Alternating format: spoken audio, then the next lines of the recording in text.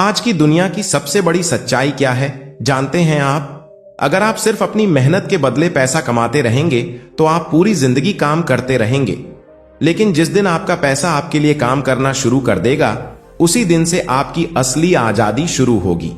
जरा अपने आप से एक सवाल पूछिए, अगर कल से आप काम पर जाना बंद कर दें तो क्या आपकी इनकम आती रहेगी? अगर जवाब नहीं है तो समझ लीजिए कि अभी आप पैसे के लिए काम कर रहे हैं, पैसा आपके लिए नहीं। दुनिया के सबसे अमीर लोगों में से एक बिल गेट्स ने बहुत छोटी उम्र में एक बात समझ ली थी, अमीर बनने के लिए सिर्फ मेहनत नहीं बल्कि सही दिशा में मेहनत जरूरी है। उन्होंने अपनी कमाई को सिर्फ खर्च नहीं किया बल्कि सीखने, स्किल बढ़ाने और एसेट्स बनाने में लगाया।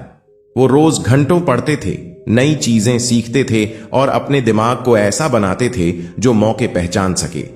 उनका मानना था, अगर आप गरीब पैदा हुए हैं तो यह आपकी गलती नहीं, लेकिन अगर आप गरीब मरते हैं तो कहीं ना कहीं आपकी सोच जिम्मेदार है। ज्यादातर लोग पूरी जिंदगी सैलरी का इंतजार करते रहते हैं। महीना शुरू होता है, पैसा आता है और महीने के अंत तक गायब हो जाता है। समस्या कमाई की नहीं है, सिस्टम की है। जब तक आपका पैसा आपके लिए कमाने का सिस्टम नहीं बनेगा तब तक भाग दौड़ खत्म नहीं होगी।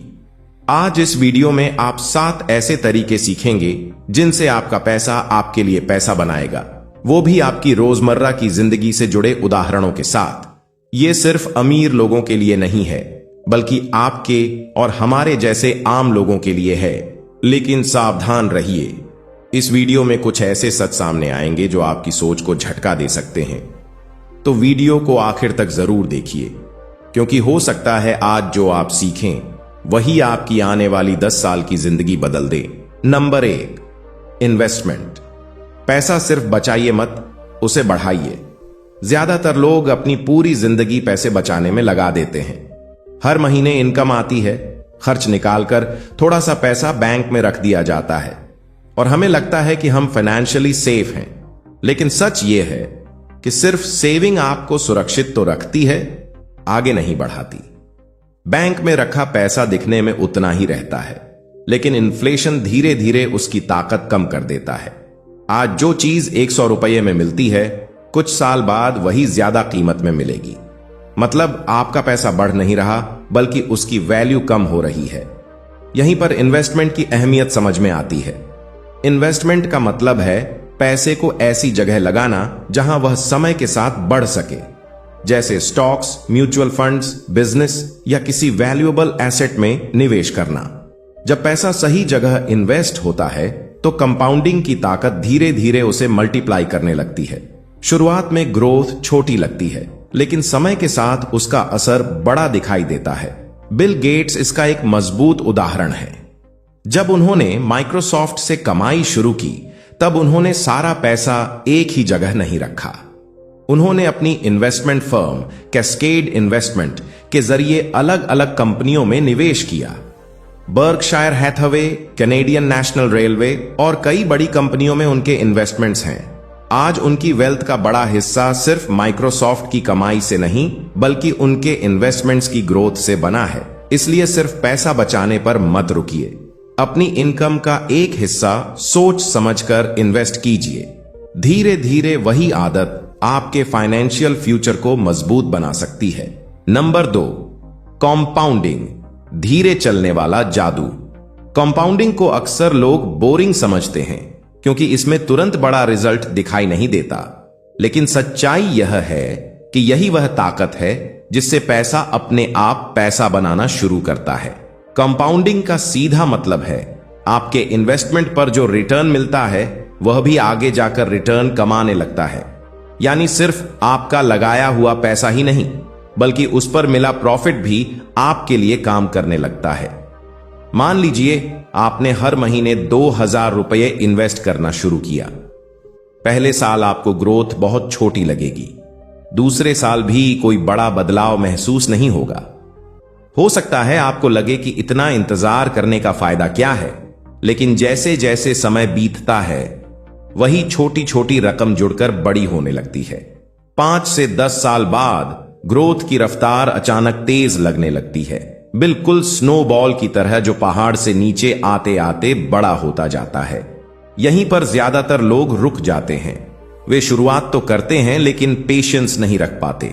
उन्हें जल्दी रिजल्ट चाहिए होता है और जब तुरंत बदलाव नहीं दिखता तो वे बीच में ही इन्वेस्टमेंट बंद कर देते हैं। रियल लाइफ में भी यही होता है।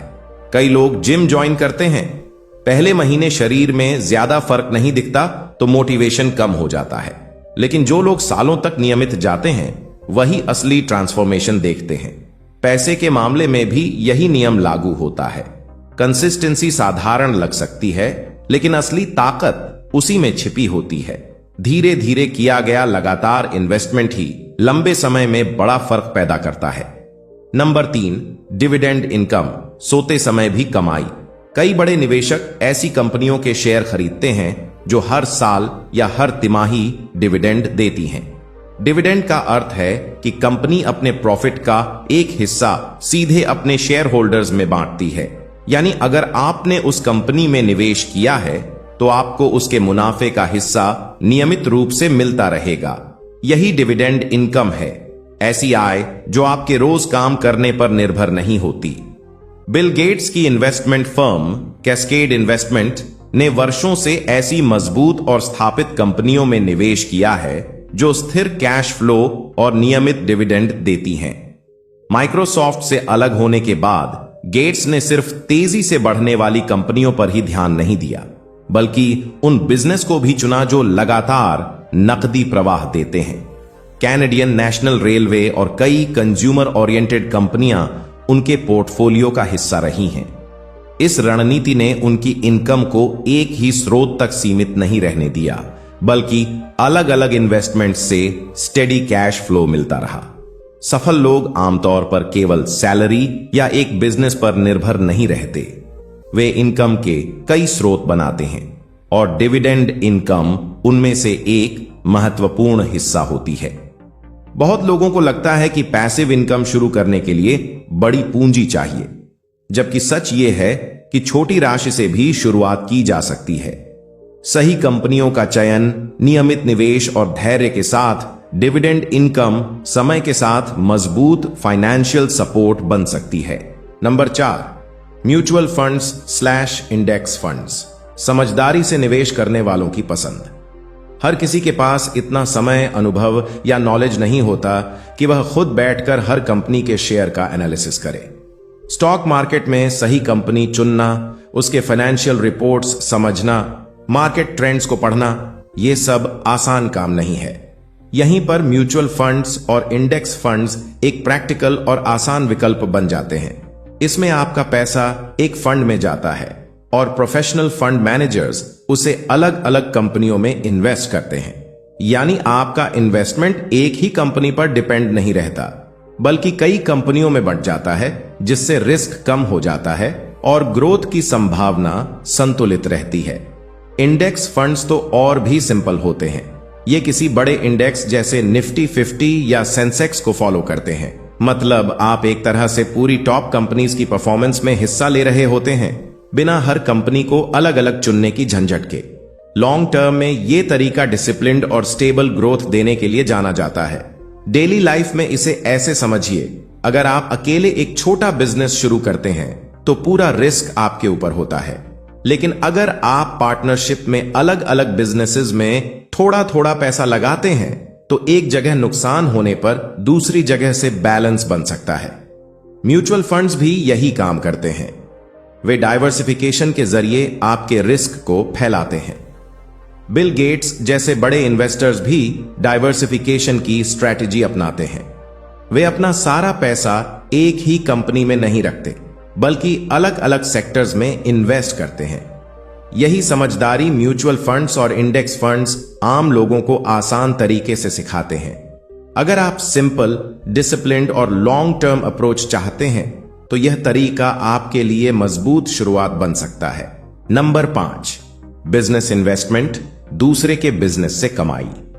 बहुत से लोग सोचते हैं कि बिजनेस से पैसा कमाने के लिए खुद दुकान खोलनी पड़ेगी या कंपनी शुरू करनी होगी, लेकिन सच यह है कि आप दूसरे लोगों के मजबूत और सही तरीके से चल रहे बिजनेस में निवेश करके भी कमाई कर सकते हैं। दुनिया के कई बड़े अमीर लोग हर बिजनेस खुद मैनेज नहीं करते, बल्कि अच्छे मैनेजमेंट और स्ट्रॉन्ग मॉडल वाले बिजनेस में पैसा लगाकर प्रॉफिट शेयर लेते हैं। बिल गेट्स इसका बड़ा उदाहरण है। माइक्रोसॉफ्ट बनाने के बाद भी उन्होंने सिर्फ एक ही कंपनी पर डिपेंड नहीं किया। उनकी इन्वेस्टमेंट फर्म कैस्केड इन्वेस्टमेंट के जरिए उन्होंने एनर्जी, रेलवेज, हॉस्पिटैलिटी और एग्रीकल्चर जैसे कई सेक्टर्स में निवेश किया। गेट्स ने फोर सीजन्स होटल्स में बड़ा स्टेक लिया था और कैनेडियन नेशनल रेलवे जैसी कंपनियों में भी निवेश किया। इससे उनकी इनकम सिर्फ टेक्नोलॉजी सेक्टर तक सीमित नहीं रही, बल्कि अलग अलग इंडस्ट्रीज से आती रही। डाइवर्सिफिकेशन की यही स्ट्रैटेजी लॉन्ग टर्म वेल्थ को स्टेबल बनाती है। डेली लाइफ में इसे ऐसे समझिए, अगर आपके किसी दोस्त ने एक अच्छी प्लानिंग के साथ कैफे या स्टार्टअप शुरू किया है और आपको उसके मॉडल पर भरोसा है, तो आप उसमें छोटा हिस्सा लेकर निवेश कर सकते हैं। अगर बिजनेस ग्रो करता है तो आपको प्रॉफिट का हिस्सा मिलता रहेगा, बिना रोज दुकान पर बैठने के। अक्सर लोग बिजनेस के रिस्क से डर कर ऐसे मौके छोड़ देते हैं, लेकिन सही रिसर्च, भरोसेमंद टीम और लॉन्ग टर्म सोच के साथ बिजनेस इन्वेस्टमेंट एक मजबूत इनकम सोर्स बन सकता है। नंबर 6, रियल एस्टेट, समय के साथ मजबूत होता निवेश। रियल एस्टेट लंबे समय से धन बनाने का एक स्थिर और भरोसेमंद तरीका माना जाता है।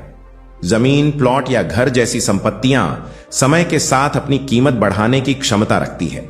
शुरुआत में यह निवेश बड़ा और भारी लग सकता है, लेकिन सही जगह और सही योजना के साथ लिया गया फैसला आने वाले वर्षों में मजबूत एसेट बन जाता है। प्रॉपर्टी की सबसे बड़ी खासियत यह है कि यह सिर्फ वैल्यू अप्रिशिएशन ही नहीं देती, बल्कि चाहे तो नियमित रेंटल इनकम का स्रोत भी बन सकती है। यानी आपकी संपत्ति बढ़ती भी है और उससे कैश फ्लो भी आता रहता है। कई लोगों ने सालों पहले छोटी सी जमीन खरीदी थी जो उस समय साधारण निवेश लग रही थी।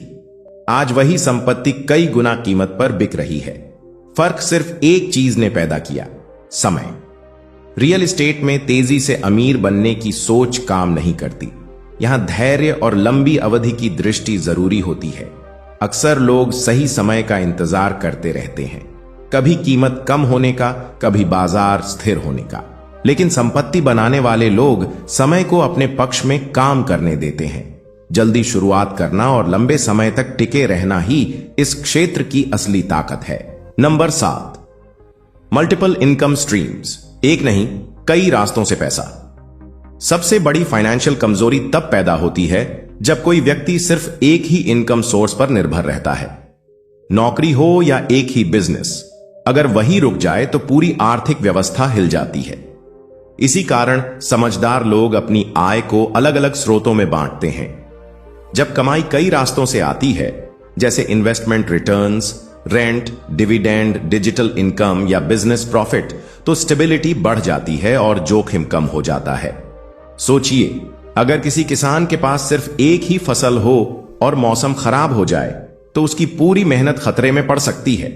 लेकिन अगर वह अलग अलग फसलें उगाता है तो एक के खराब होने पर दूसरी सहारा दे सकती है। पैसों के मामले में भी यही सिद्धांत काम करता है।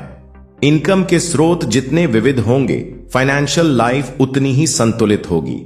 कई लोग सोचते हैं कि मल्टीपल इनकम स्ट्रीम्स सिर्फ अमीर लोगों के लिए होती हैं, लेकिन सच्चाई यह है कि हर बड़ा इनकम नेटवर्क छोटे कदमों से शुरू होता है। पहले एक मजबूत मुख्य आय बनती है, फिर उसके साथ छोटा सा इन्वेस्टमेंट, फिर शायद कोई साइड स्किल से कमाई, और धीरे धीरे इनकम का ढांचा मजबूत होता जाता है।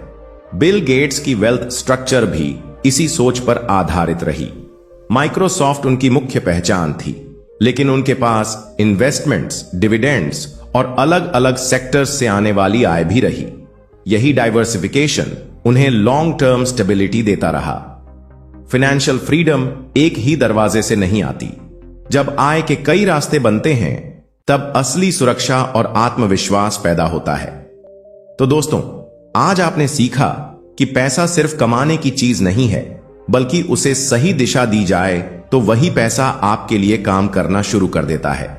इन्वेस्टमेंट से लेकर कंपाउंडिंग तक, डिविडेंड इनकम से लेकर mutual funds, business, real estate, digital assets और मल्टीपल इनकम स्ट्रीम्स तक, ये सभी तरीके आपको धीरे धीरे फाइनेंशियल फ्रीडम की तरफ ले जा सकते हैं।